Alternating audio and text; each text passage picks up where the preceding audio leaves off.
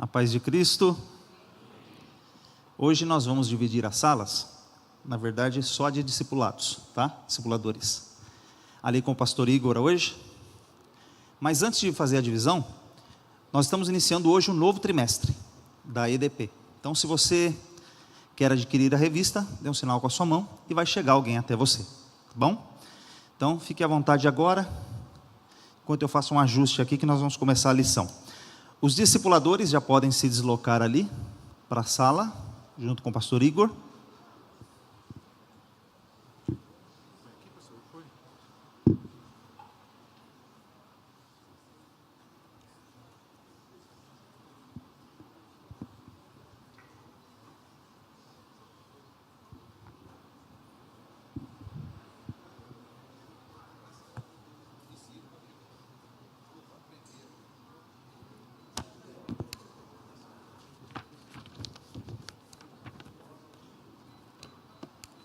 Glória a Deus.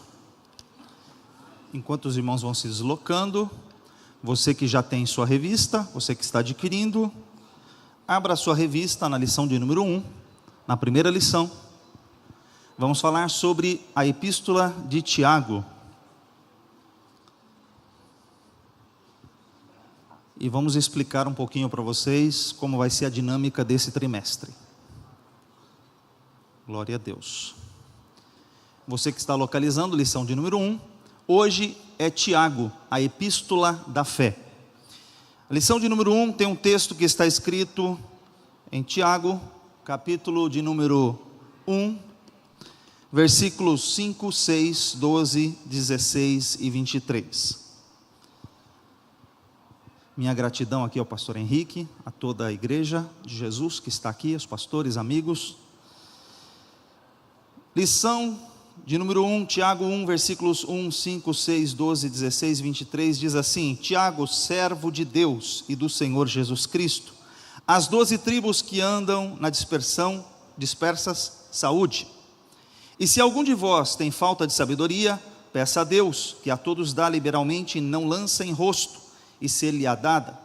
Peça, porém, com fé, não duvidando, porque o que duvida é semelhante à onda do mar, que é levada pelo vento, lançada de uma parte para outra. Bem-aventurado o varão que sofre tentação, porque quando for provado, receberá a coroa da vida, a qual o Senhor tem prometido aos que o amam. Não erreis, meus amados irmãos, porque se alguém é ouvinte da palavra, não cumpridor, é semelhante ao varão que contempla no espelho seu rosto natural. Capítulo 2 de Tiago, versículos 1 ao 3 e depois o 18. Meus irmãos, não tenhais a fé em nosso Senhor Jesus Cristo, Senhor da glória, em acepção de pessoas. Porque se no vosso ajuntamento entrar algum homem com anel de ouro no dedo, com vestes preciosas, e entrar também algum pobre sórdida vestimenta, e atentares para o que traz a veste preciosa, e disserdes: assenta-te aqui num lugar de honra, e disserdes ao pobre: tu, fica aí em pé, ou assenta-te debaixo do meu estrado. Mas dirás a alguém: tu tens fé e eu tenho obras. Mostra-me a tua fé sem as tuas obras, e eu te mostrarei a minha fé com as minhas obras. Bem, leiam comigo esse texto áureo, um texto importante que está na nossa lição, juntos, 1, 2, 3. Tenha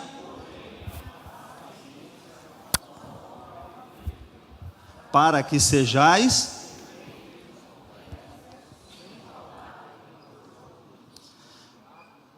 Tiago 1,4. Ali nós vamos falar que nós precisamos ser perfeitos e completos. Um tema interessante, mas vamos discutir aqui dentro dessa lição. Nós temos 3 objetivos para discutir hoje. Primeiro, compreender que a importância de alcançar a maturidade cristã sem atravessar o caminho das provações. É impossível a gente atravessar as provações, passar pela maturidade sem ter provações. Segundo, entender que a obediência às recomendações apostólicas é o caminho mais curto para a vitória sobre as provações. E terceiro, reconhecer que perseverar nas provas, buscar a sabedoria em oração e praticar a palavra de Deus são algumas das atitudes que nos livram do engano e nos asseguram progresso na vida espiritual. Bem, nós vamos estudar epístolas gerais. Eu preciso fazer um esclarecimento. Essa lição, são 13 lições, que vamos estudar epístolas gerais. O que vem a ser, ou quais são as epístolas gerais? A título de introdução, vamos aqui olhar um pouquinho. Você que gostava das aulas de química, uma associação aqui para uma tabela periódica da Bíblia. Aqui você tem as divisões de como são os livros da Bíblia. O Antigo Testamento, do meu lado esquerdo, e o Novo Testamento do lado direito. Quando você olha, você vai encontrar os livros de Gênesis a Deuteronômio, que nós chamamos de Pentateuco. Você vê que tem cores diferentes, porque são famílias diferentes. A Bíblia não está em ordem cronológica, ela está em ordem de assuntos. Ela está organizada pelos assuntos dos quais nós vamos estudar. O que nós vamos estudar está no Novo Testamento. Nós chamamos de epístolas gerais. Temos as 13 cartas de Paulo, de Romanos até Filemão. Mas o que são as epístolas gerais? Bem, olhando aqui, dando destaque especial, são essas aqui, de Hebreus a Judas. Hebreus, Tiago, 1 Pedro, 2 Pedro, 1 João, 2 João, 3 João, Judas. Estas são as cartas gerais. Mas a nossa revista não vai focar em Hebreus, porque Hebreus, nós já estudamos ela, uma carta geral bem grande, que ela dedicou-se a ela um trimestre todo só para Hebreus. Nós vamos estudar então de Judas até, ou melhor, de Tiago até Judas. Então, dentro das 13 lições, é isso que nós vamos estudar nesse trimestre. E hoje, especificamente, vamos falar dele, Tiago. A primeira dessa lista de hoje, vamos estudar sobre Tiago. Tiago, na semana passada, o professor André já fez uma introdução sobre a pessoa de Tiago. Quem foi Tiago? Tiago, irmão do Senhor. Então, eu não vou entrar muito hoje especificamente sobre o personagem Tiago, e sim no conteúdo da sua carta, no conteúdo que ele nos ensinou. Vamos aqui fazer uma introdução rápida para mostrar que essa é uma carta, Tiago, irmão de Jesus, irmão do Senhor. Então, você tem aí algumas questões. Quem escreveu a carta? Tiago, irmão do Senhor. A autoria é debatida, mas há um consenso entre os estudiosos de que quem escreveu foi Tiago, irmão de Jesus.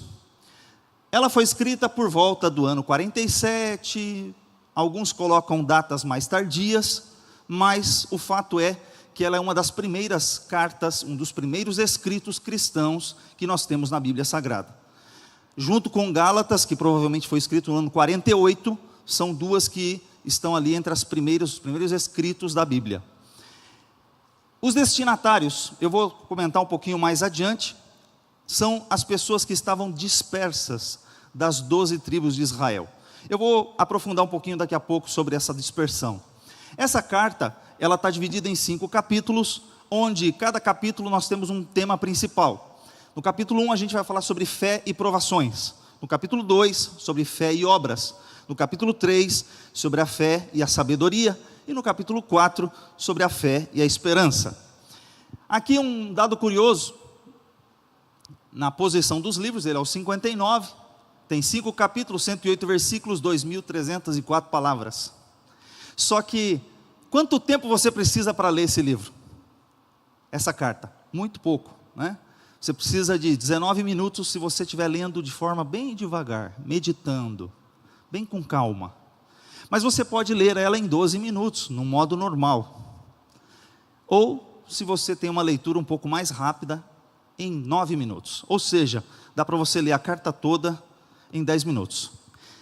De acordo com John MacArthur, uma forma de você estudar a Bíblia seria ler um texto 30 vezes. Então, se você começasse o mês lendo Tiago, 10 minutos do seu dia, você lê Tiago no dia 1º, no dia 2, no dia 3, no dia 4. Ao final de 30 dias, você teria lido a carta 30 vezes. Em 10 minutos do seu dia. Pensa comigo, será que é impossível fazer um negócio desse? Não é impossível. É difícil você ler Atos dos Apóstolos, com 28 capítulos, que leva 2 horas e 45. Mas para você fazer com uma carta que leva 10 minutos, é possível. Então, para você absorver o conteúdo das palavras do Senhor, né? Inculcar a palavra. teremos alguns temas ali, sobre algumas palavras-chave: Deus, fé, obras, irmãos. São temas que vamos encontrar nessa carta. A autoria foi debatida, mas ela foi atestada por esses pais da igreja: Orígenes, Eusébio, Jerônimo, Agostinho. Então, quem quer duvidar da autoria da carta são críticos, mas já dentro da história da igreja há muitas evidências, e Tiago começa se identificando. Então, a gente não tem muita dúvida quanto a quem foi o escritor. Quero chamar sua atenção ao tópico 1 da lição. Diz assim, que ele é um líder servil. A palavra servil, sozinha, parecia alguma coisa estranha. Mas, para pensar, o pastor falou sobre o servir na igreja. E a primeira coisa que eu quero chamar sua atenção é assim, ó. Como é que começa o primeiro versículo? Tiago, servo de Deus e do Senhor Jesus Cristo. Ele já começa se identificando. Tiago, dando carteirada, apóstolo. Não, ele não começou dando carteirada. Ele não começou Tiago, irmão de Jesus. Não, ele começou Tiago, servo, doulos, escravo de Jesus Cristo, servo de Jesus Cristo. Nós estudamos na aula anterior que ele era de incrédulo, passou a ser crente. Então, uma pessoa que era de incrédulo para crente, ele agora se identifica como servo. E eu vou dizer para vocês, um dos melhores títulos que um cristão pode ter é esse: servo de Deus. Ali passa um homem de Deus, ali vai um servo de Deus, ali tem uma serva de Deus. Só para você ter um contexto, como é que Romanos capítulo 1 começa? Paulo, servo de Jesus Cristo. Como é que Gálatas 1:10 diz? Se eu agradasse aos homens, não seria servo de Cristo. Como é que está escrito em Tiago? Tiago, servo de Jesus Cristo. Segundo Pedro, capítulo 1, versículo 1, Simão, Pedro, servo e apóstolo de Jesus Cristo. Como é que começa a carta de Judas? Judas, servo de Jesus Cristo. Ah, mas João não é servo?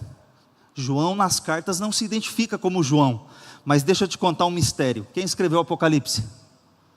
Foi João. O que está escrito em João 1, versículo 1? Está escrito assim: revelação de Jesus Cristo, a qual Deus lhe deu para mostrar aos seus servos as coisas que brevemente devem acontecer, e pelo seu anjo as enviou e as notificou a João, vírgula, seu servo. O que João é? Servo de Jesus Cristo. Então, fica a dica, vamos servir. Deus te chamou para servir, Deus nos chamou para servir. Então nós somos todos aqui servos de Jesus Cristo, aleluia. Tiago era isso, glória a Deus. Então, glória a Deus. Antes dele ser líder da igreja, ele era servo.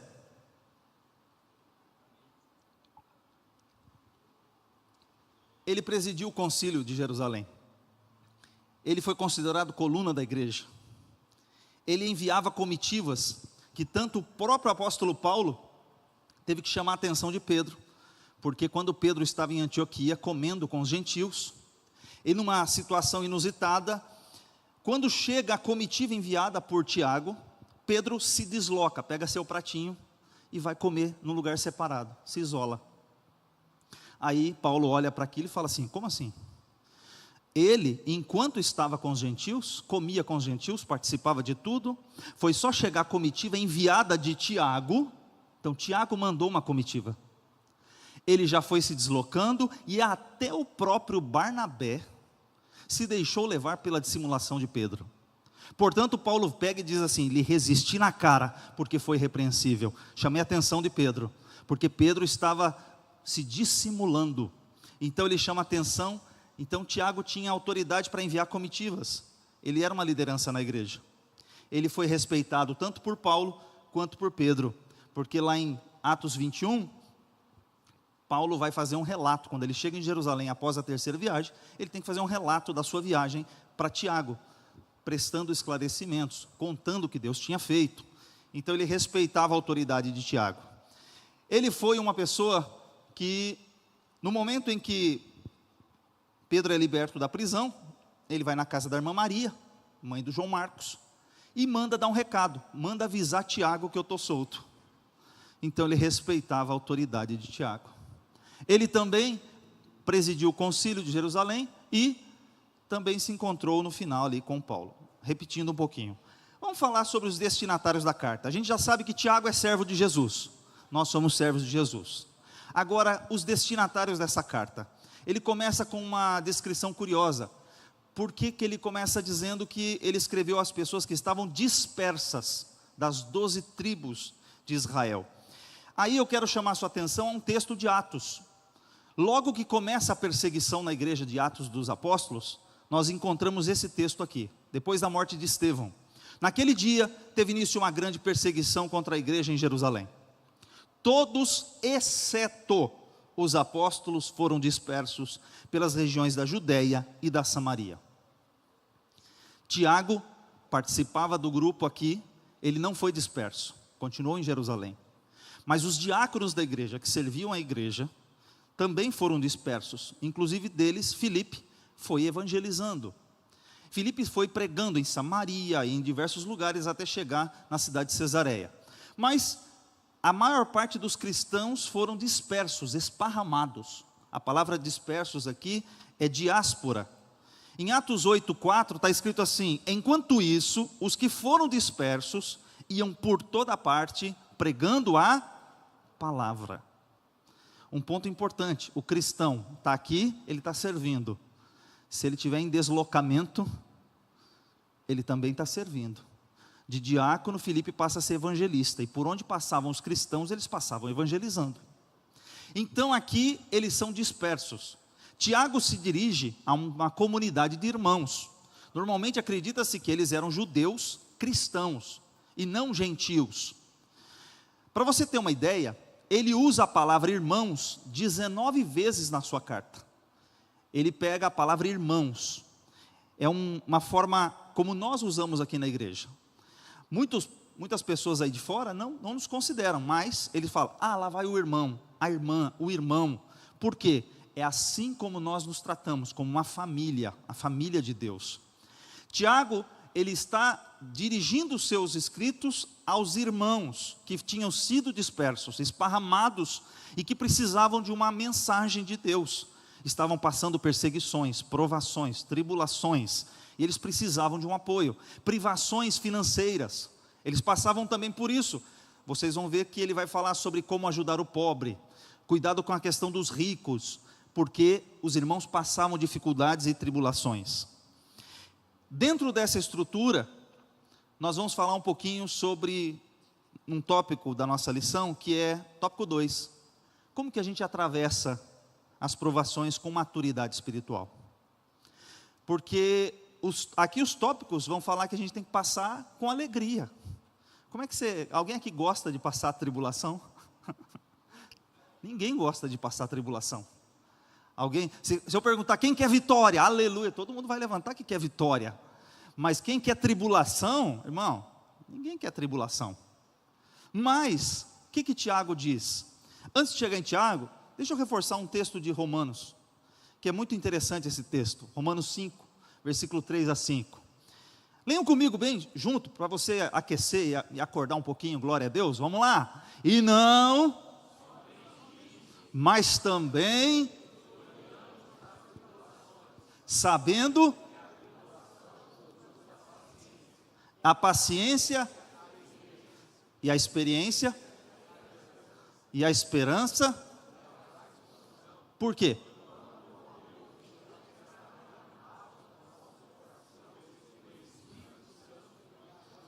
Glória a Deus. Aí alguém fala assim: Senhor, me dá paciência. Não peça isso não, irmão. Se você pedir para Deus paciência, Deus vai te dar. Primeiro uma coisa vem antes, é a tribulação. A tribulação é que produz a paciência. Para você ser uma pessoa calma, serena, tranquila, paciente, se você não é, Deus vai moldar você, vai moldar o seu caráter. E como é que Ele vai moldar? Através das tribulações. As tribulações produzirão a paciência. E aí, parece um paradoxo, mas é o que Tiago coloca aqui no capítulo 1, no versículo 2 a 4, quando ele diz assim: meus irmãos, tenham por motivo de grande alegria o fato de passarem por várias provações, sabendo que a aprovação da fé de vocês produz perseverança, ou, em outras versões, paciência. Ora, a perseverança deve ter ação completa, para que vocês sejam perfeitos e íntegros, sem que lhes falte nada. Qual é o processo divino para nos tornar melhores?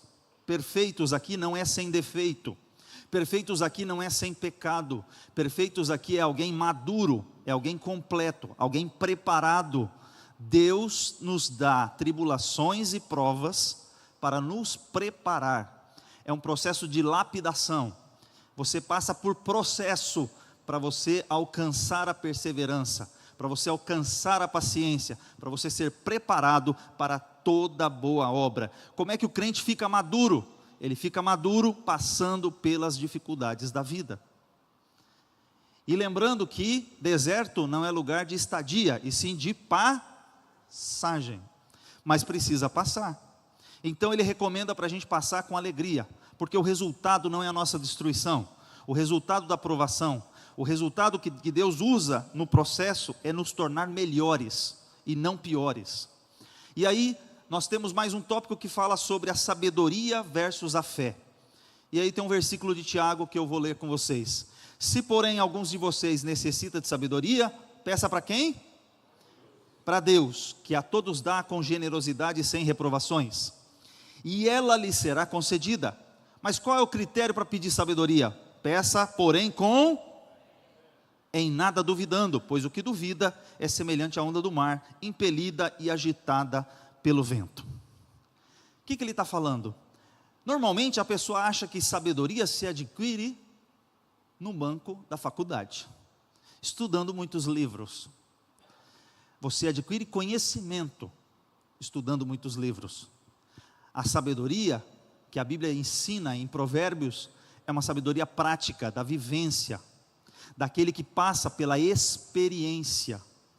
Então o livro de Provérbios e o livro de Tiago, eles são análogos, porque eles são semelhantes na questão da sabedoria prática, não é teoria. O que Tiago quer nos ensinar, que nós precisamos desenvolver a sabedoria, e essa sabedoria vem por meio da fé.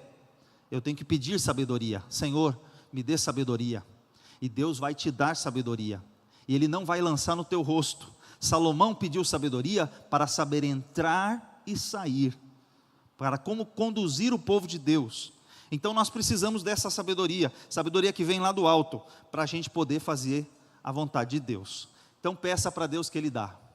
Mas tem agora uma questão importante aqui. Qual é a diferença? Eu podia ter feito uma chamadinha de vídeo começando assim: qual é a diferença entre tentação e provação, ou provação e tentação? Porque a palavra grega é a mesma para ambos, só que o que diferencia aqui está no contexto. Tanto tentação quanto provação, ou provação e tentação, qual a diferença entre uma coisa e outra? Olhando, a palavra é a mesma, é prova, é teste, avaliação. Mas e aí, na prática, o que isso diferencia? Provação versus tentação. A Bíblia diz que a prova Deus manda, a tentação não vem de Deus, mas a prova vem de Deus. Mas a palavra é a mesma. Vamos entender um pouquinho disso. Está escrito assim em Tiago 1,12: bem-aventurado é aquele que suporta com perseverança a provação, porque depois de ter sido aprovado, receberá a coroa da vida, a qual o Senhor prometeu aos que o amam. Ele está falando, você é feliz quando você é provado pelo Senhor, porque Deus prova você com o fim de te aprovar.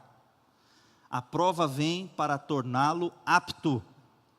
E aí há uma diferença conceitual. Qual é a questão da tentação?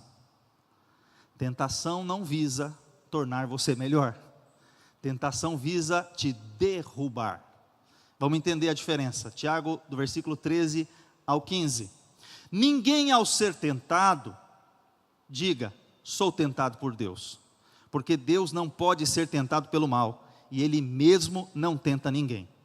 Ao contrário, como vem a tentação? Cada um é tentado pela sua própria cobiça, em outras versões, concupiscência, quando esta o atrai e o seduz. Então a cobiça, depois de haver concebido, dá à luz o pecado, e o pecado, uma vez consumado, gera a morte. A tentação, nem sempre ela vem do diabo. O texto está dizendo que a tentação, nesse texto, ela vem da nossa própria cobiça. Do coração do homem procedem maus desejos, desígnios, intenções.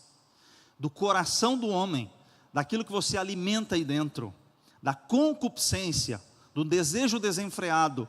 Então ele está dizendo assim, que a tentação é algo que é produzido, que vem de dentro, e se uma vez concebido, ela vai gerar a morte. O pecado sendo concebido, gera a morte. Nós temos que vigiar o nosso coração. O que eu estou vendo, porque João diz no capítulo 2, 1 João, ele vai falar sobre a concupiscência dos olhos, concupiscência da carne e a soberba da vida. Ele fala sobre ataques de dentro para fora, concupiscência da carne. Ele fala da concupiscência dos olhos, de fora para dentro. O que eu ando assistindo? Que tipo de conteúdo ando vendo? Pornografia? Coisas que não prestam? Notícias ou coisas que não agradam a Deus? O que eu estou alimentando? E aí ele vai falando sobre a soberba da vida. Eu querer ser aquilo que não sou, valorizar demais a minha importância, o orgulho, a soberba. Bem, mas deixa eu fazer um resumo que Warren Wiersbe fez. Ele diz o seguinte: tentação ou tentações são armadilhas enviadas por Satanás. E aí ele diz que provações são o quê? Testes enviados por Deus. Então tem que começar a entender a diferença. Você está sendo tentado, está sendo provado. Há um hino da harpa que diz assim: tentado não cedas, ceder é pecar. Você ser tentado não é pecado. O problema é se no momento da tentação você ceder ao pecado. Você vencer, você ser vencido pelo pecado. Então, aqui são as principais diferenças entre tentação e provação. A tentação ou as tentações são para te derrubar, enquanto que as provações são para te santificar. A palavra é a mesma no grego, mas o propósito é outro. Então a gente tem que saber o contexto. Em que contexto estamos sendo provados ou tentados? E eu pulei um versículo aqui, mas tinha um versículo que eu tinha colocado na tela. Deixa eu só voltar um pouquinho, que eu pulei ele. Esse aqui, repita comigo bem forte: vigiai.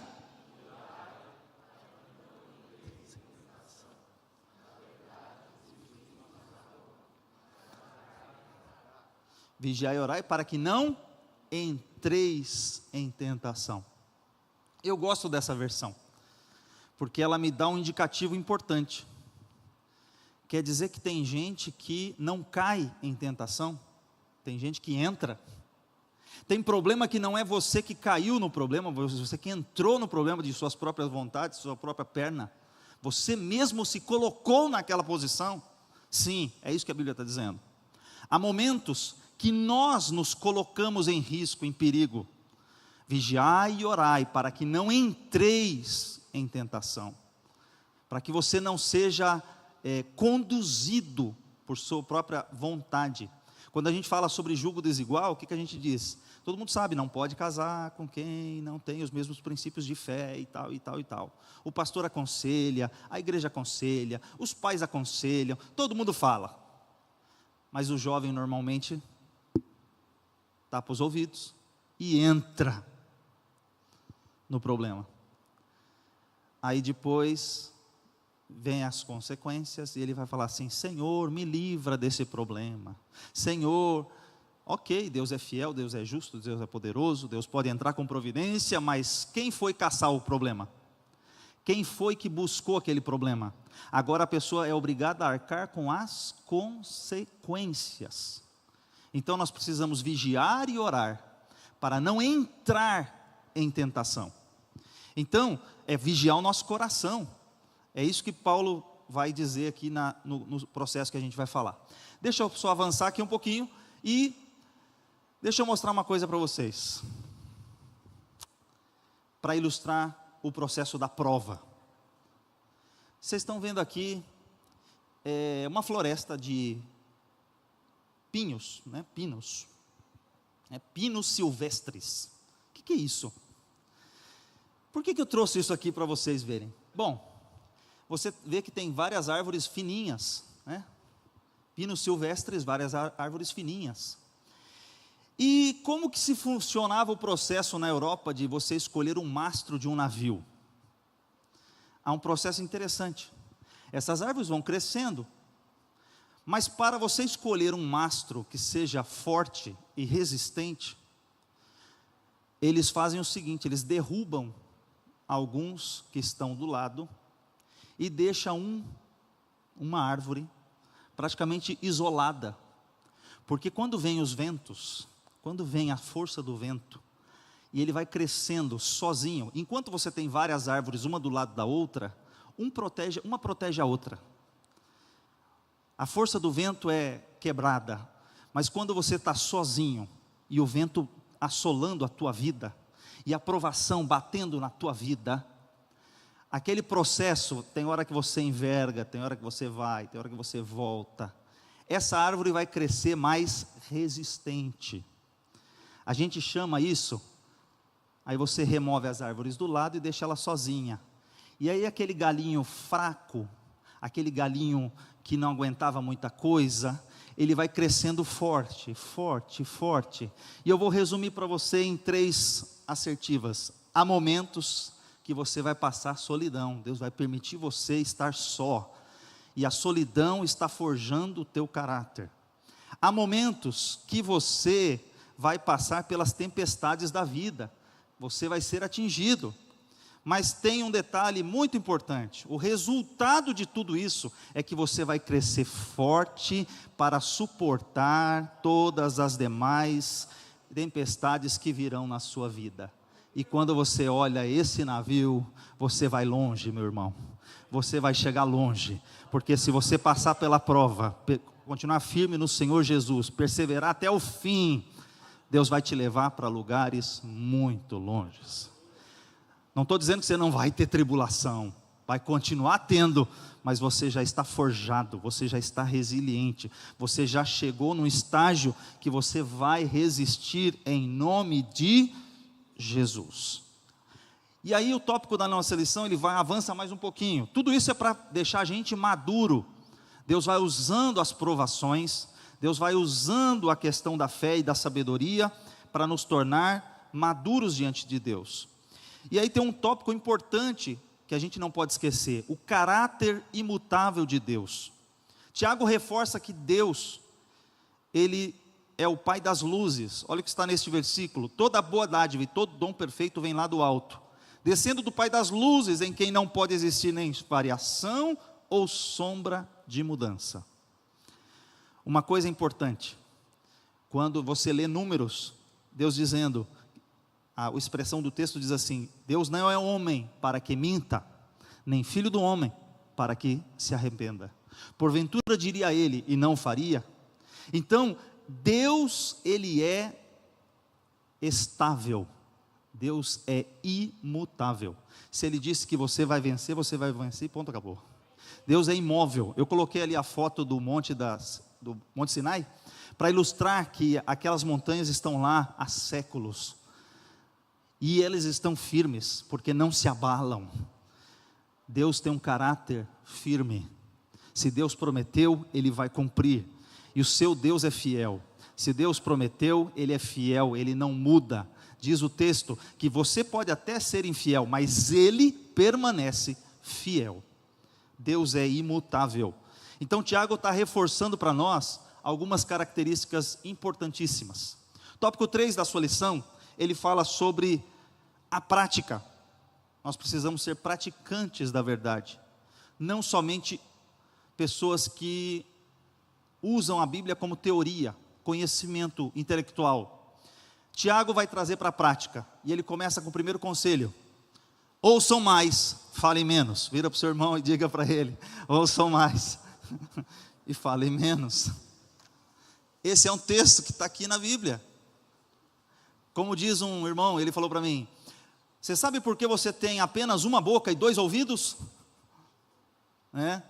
Por que 2 ouvidos e uma boca? Porque Deus quer que você ouça mais e fale menos. Glória a Deus.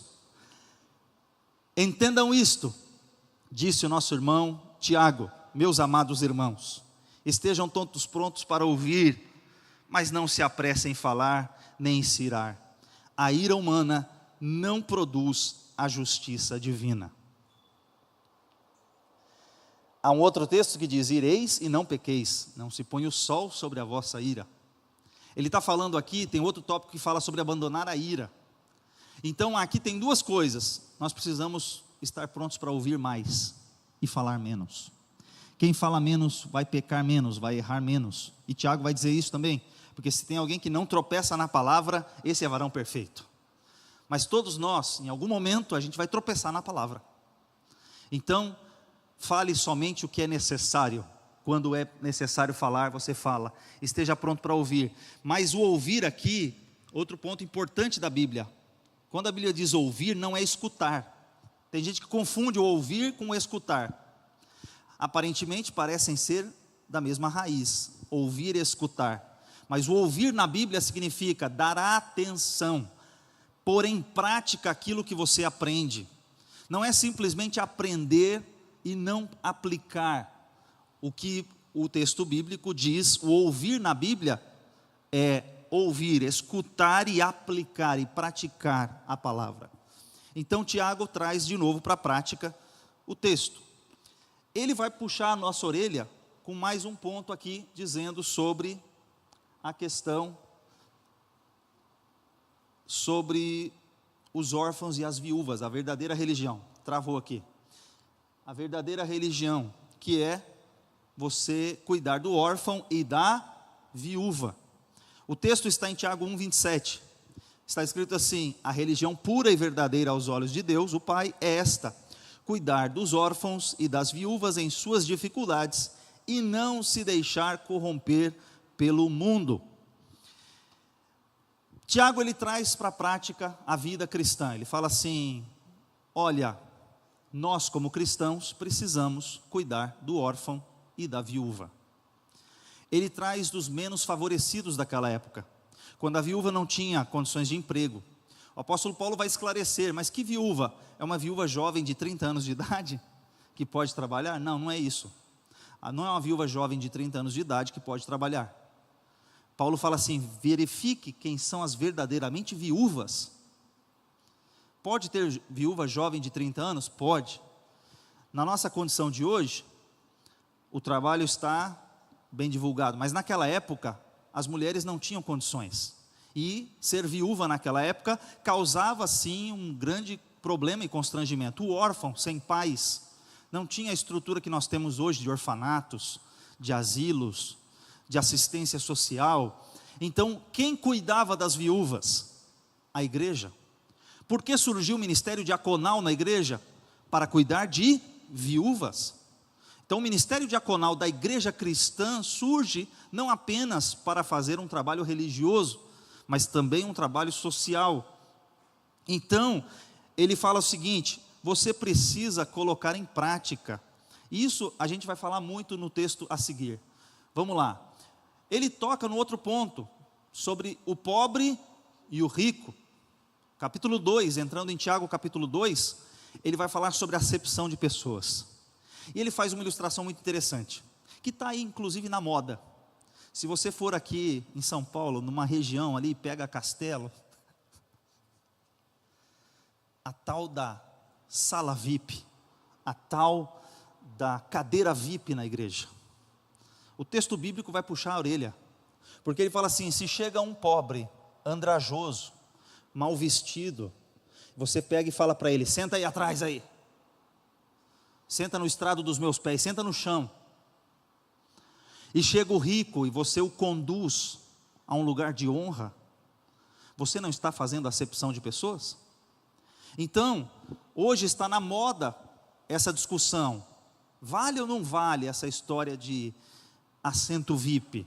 Vale ou não vale esse negócio de tratar com diferença ou deferência, que seja? Vamos olhar aqui o texto. Meus irmãos, como podem afirmar que têm fé no nosso glorioso Senhor Jesus, se mostram favorecimento a algumas pessoas? Aí vamos para frente. Se, por exemplo, alguém chegar em uma de suas reuniões vestido com roupas elegantes e usando joias caras, e também entrar um pobre com roupas sujas, e vocês derem atenção ao que está bem vestido e dizer-lhe: sente aqui neste lugar especial, mas disserem ao pobre: fica em pé, ou sente aí no chão.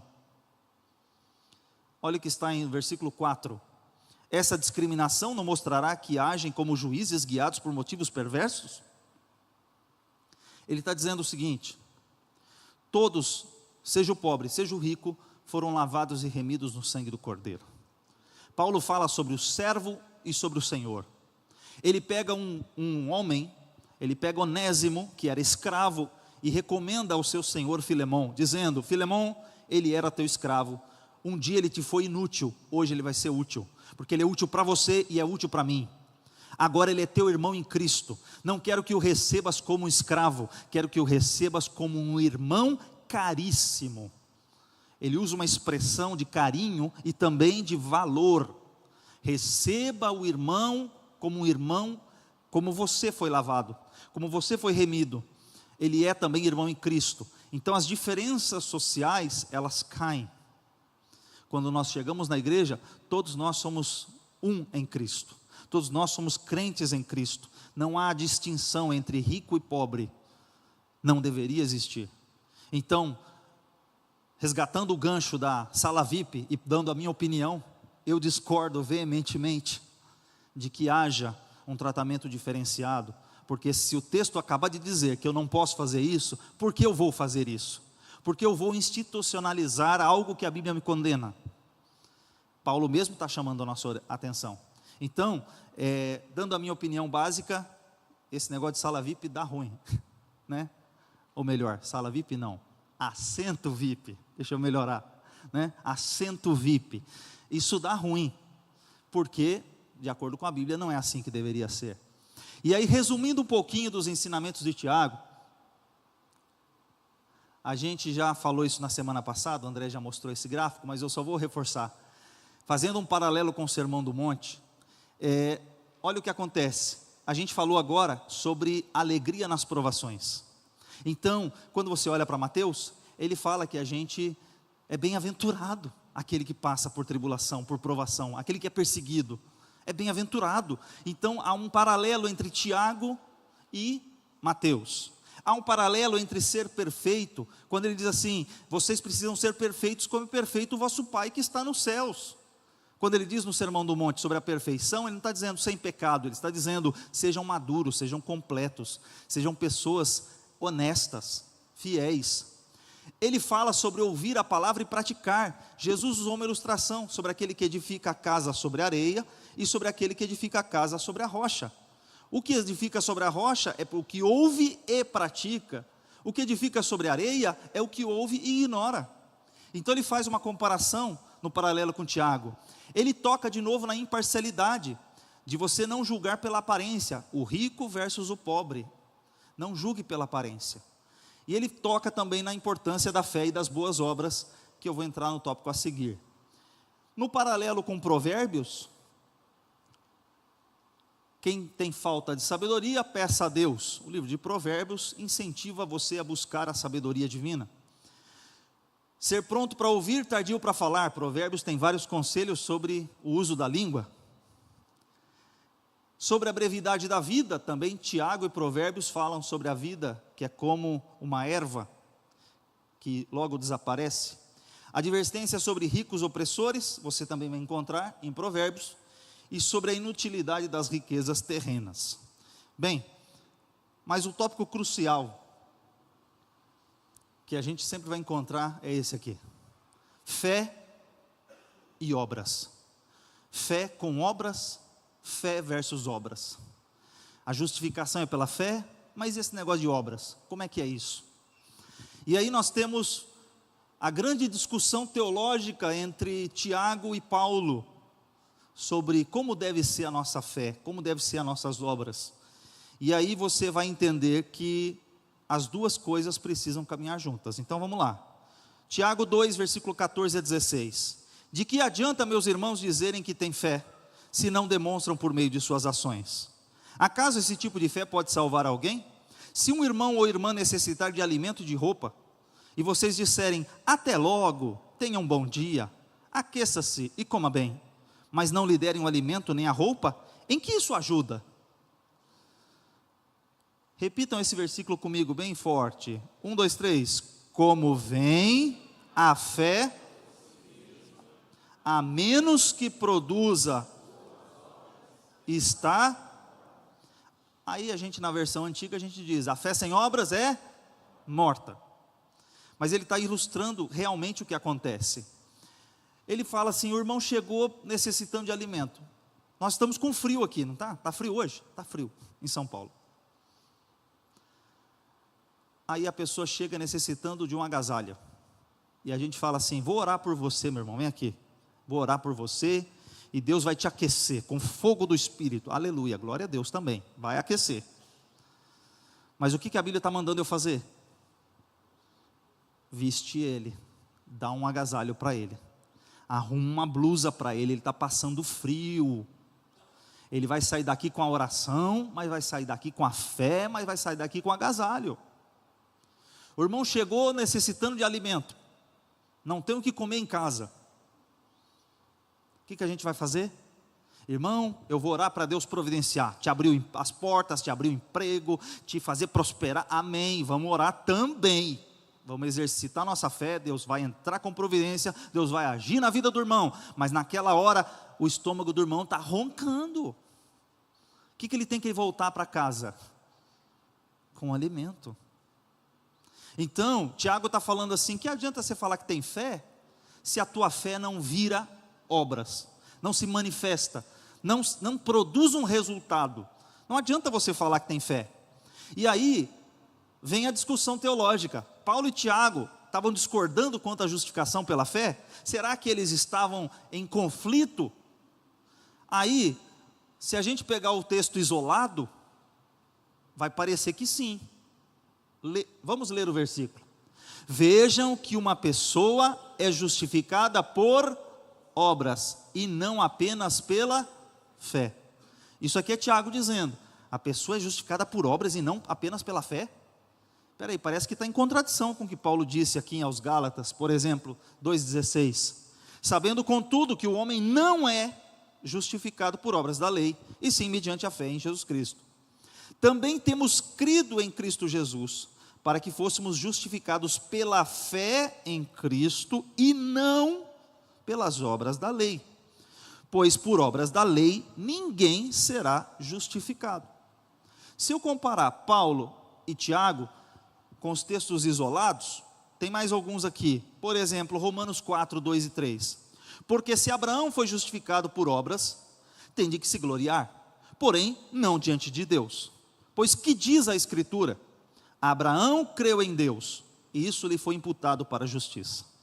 Ele está falando que Abraão não foi justificado por obras, e foi pela fé. Agora, olha só, Romanos 3, 28, concluímos, pois, que o homem é justificado pela fé, independentemente das obras da lei. Então, quer dizer que Tiago e Paulo, se eu parar por aqui, eles estão em conflito. Parece que estão em conflito. Parece. As aparentes contradições. Mas vamos lá. Vamos voltar agora para Tiago. E agora ele vai resgatar o mesmo exemplo de Abraão. Olha só, um diz que Abraão foi justificado pela fé, e o outro diz que Abraão vai ser justificado pelas obras. Mas vamos ler. Não foi por obras que Abraão, nosso pai, foi justificado quando ofereceu sobre o altar o próprio filho Isaque? Ele está perguntando: não foi por obras que ele foi justificado? Vês como a fé operava juntamente com as suas obras? Com efeito, foi pelas obras que a fé se consumou. E se cumpriu a escritura, a qual diz: ora, Abraão creu em Deus, e isso lhe foi imputado para a justiça, e foi chamado amigo de Deus. Olha aqui, Tiago juntou as duas coisas agora. Ele está falando que Abraão foi justificado pela fé, mas como é que ele descobriu que Abraão foi justificado pela fé? Porque as atitudes de Abraão, quando Deus falou: pega o teu filho, o teu único filho, a quem tu amas, e vai e oferece-o a um monte, em sacrifício, em holocausto.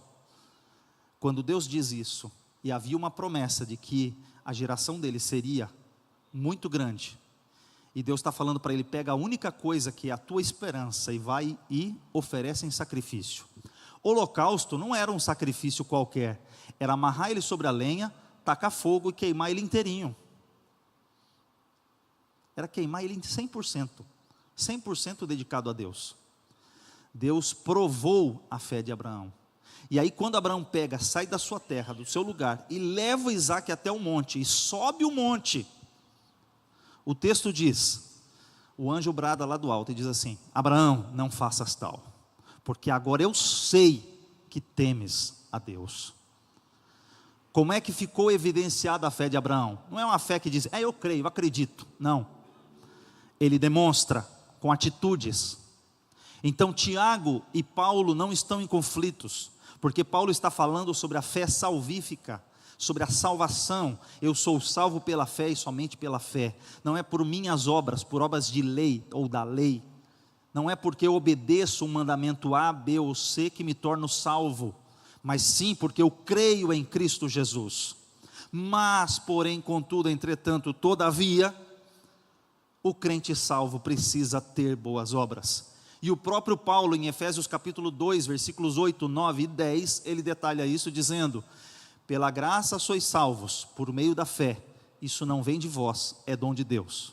Não vem das obras para que ninguém se glorie. Aí ele vai avançando, ele diz assim: porém as boas obras foram feitas ou criadas para que nós, os salvos, andássemos nelas. Ou seja, crente salvo tem boa obra. Se é salvo, vai fazer boas obras. Como disse lá em Mateus, que os homens possam ver a nossa luz e glorificar ao Pai que está nos céus. E como é que eles vão glorificar? Vendo a luz? Pelas obras, pelas boas obras que nós praticamos. Então, resumindo aqui o contexto, ele vai dizer o seguinte: Paulo demonstra que por meio da fé se obtém a salvação, somente pela fé salvífica. Ele está falando sobre salvação. Enquanto que Tiago diferencia a fé salvífica de uma falsa declaração de fé, dizer que acredita, mas não demonstra. As obras não apenas não salvam, mas são a evidência de que a pessoa é salva. Então quem é salvo vai ter boas obras. É um resultado. E aí a gente vai caminhando para a conclusão dessa lição. Ainda tem mais duas lições sobre Tiago. Ainda tem o capítulo 3, e o capítulo 4 e o 5. São as próximas duas lições que virão. Então não dá para falar tudo no dia de hoje. Então fica a dica, hashtag não falte nenhum dia. Venha todos os dias na EDP, para você seguir a sequência estudando a palavra de Deus.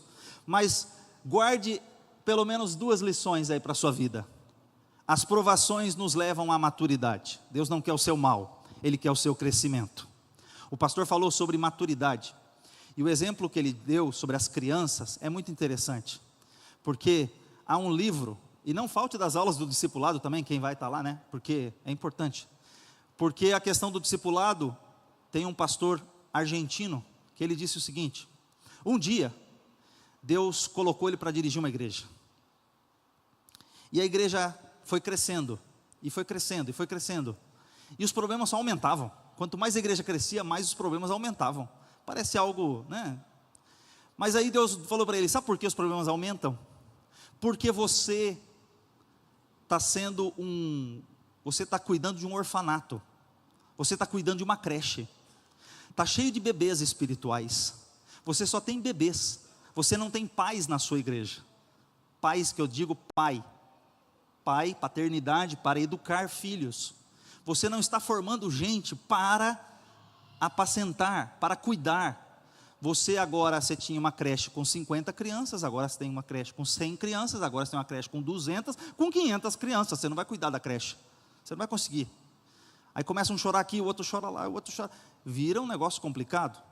Então você tem que formar pais, maturidade. Então Deus quer que nós alcancemos a maturidade, para a gente crescer saudável, sem ser uma creche ou um orfanato. Nós precisamos assumir a paternidade espiritual das pessoas. E está ali, as provações vêm para nos amadurecer. E você vai ter testemunho de vitória para contar. Você vai ajudar outras vidas a crescer na fé, em nome de Jesus. E aí, mais uma lição para a gente encerrando. Devemos colocar a nossa fé em ação. Não é fé teórica, é praticar, é trazer para a vida real, é aplicar a nossa fé. Então, é essa fé que a gente precisa exercer. E eu vou terminando mostrando uma novidade.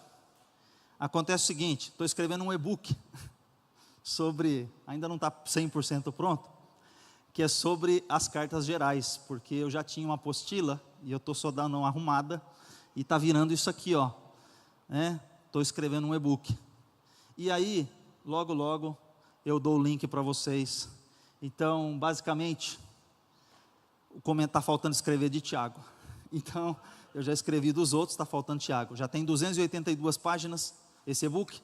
Ainda falta Tiago, então não sei quando vai chegar, mas quando chegar, eu vou te instruir aqui. Aponta para esse QR Code, e você vai preencher um formulário, e eu vou guardar o teu número, e eu vou te mandar o PDF dessa aula de hoje, e aí você vai ter guardado meus contatos, para quando eu entrar em contato com você, se você quiser o e-book, eu te mando o link para você ter o e-book sobre as cartas gerais. Gente, que Deus abençoe a vida de vocês, muito obrigado, Deus abençoe pastor Henrique.